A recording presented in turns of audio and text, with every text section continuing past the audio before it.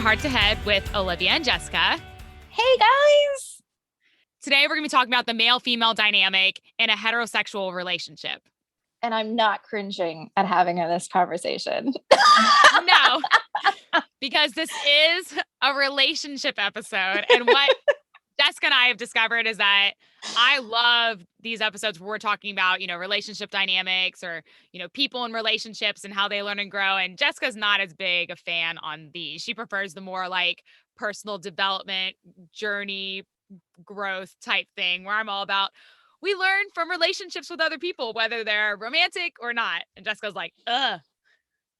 I think it's probably because I've just had such a point blank shitty experience in relationships. So there's nothing about it that makes me feel like all warm and fuzzy about talking about it.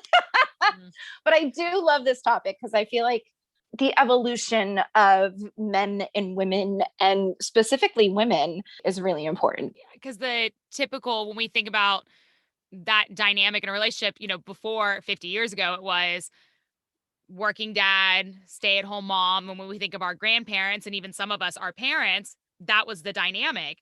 Mm-hmm. And nowadays, with the dynamics and with the world and society constantly changing and the, economy changing as well, that like now we have working women, we have stay-at-home dads, we have both parents working and nanny or family taking care of people and the kids. So there's such a open interpretation of things now because really anything and everything is on the table, and what used to be relevant 50 years ago is no longer the norm.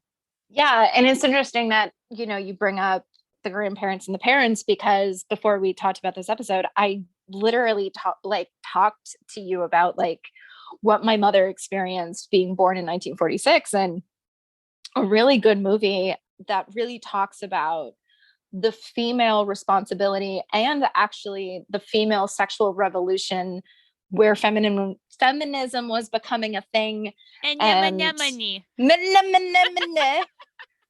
Anyway, is Mona Lisa's Smile. And, there is a class that women used to take either in college or in high school, which was like a home ec class that taught women how to be wives. Your husband is coming home from a business dinner and says, you have to cook for my boss.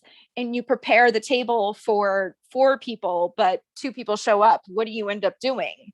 So the fact that that was something that was a requirement of a woman to have to know in advance to be there for her husband. And this is something that I specifically have had conversations with my mother when my dad was, what kind of life she had with my father being alive. And then the kind of woman she became after my dad passed away was a completely different person. And she was always so open to tell me how limited she felt, growing up and being a woman within the time frame, because it was you were just basically expected to get married and have a baby or babies and take care of your husband. That was your job.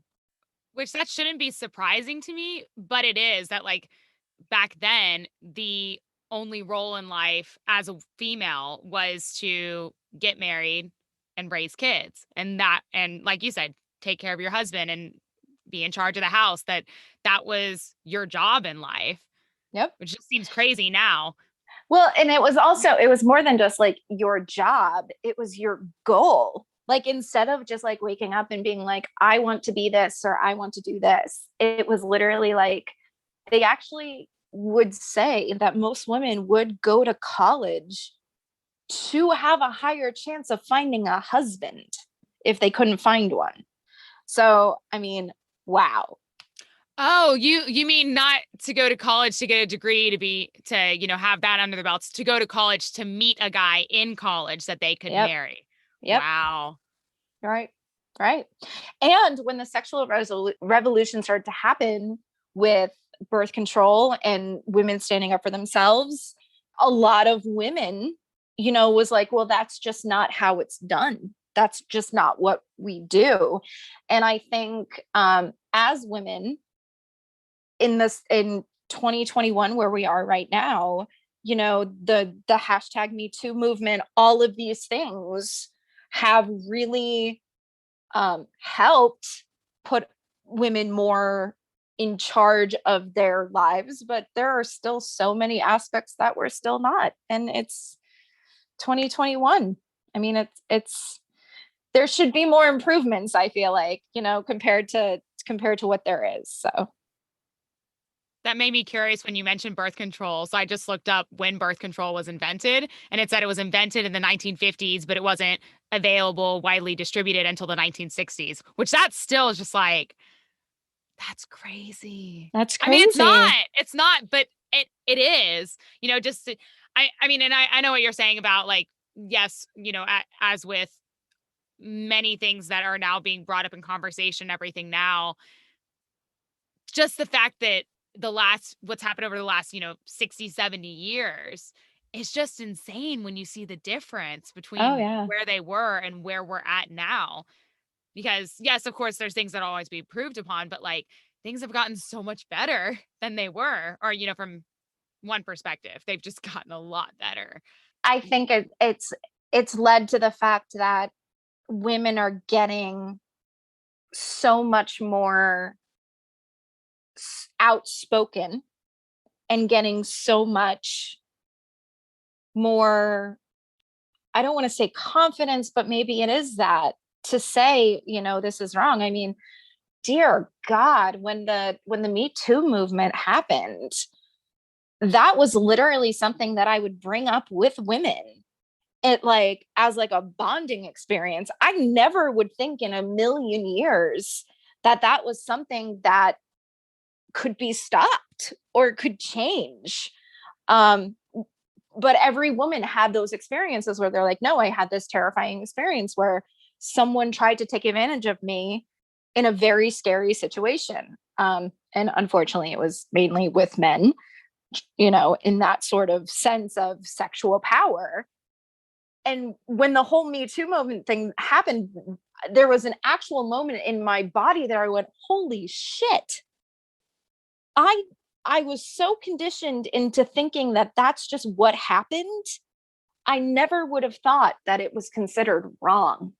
And that's where I think we're now being able to say as women going, wait a minute, no, this is just wrong. This should just not happen.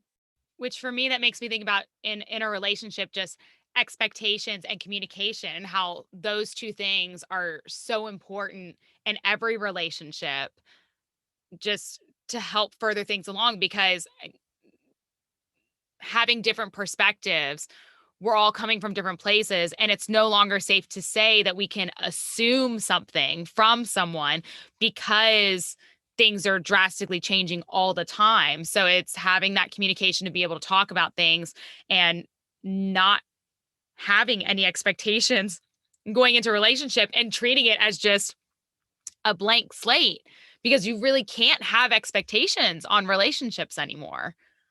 Well, and I think, what you and I talked about before we started recording the episode is so much of it has to do with the communication. And I think that clean slate thing is a perfect thing to say, because it's almost as if when you're in a relationship, if you're a heterosexual girl in a relationship with a heterosexual man or woman, sorry, I don't want the folks at home to get mad being like, I'm a woman, not a girl. Okay, so if you're a woman and you're in a relationship, heterosexual relationship with a man, you should be able to, the two of you should be able to lay down the groundwork for how you want the roles to be played.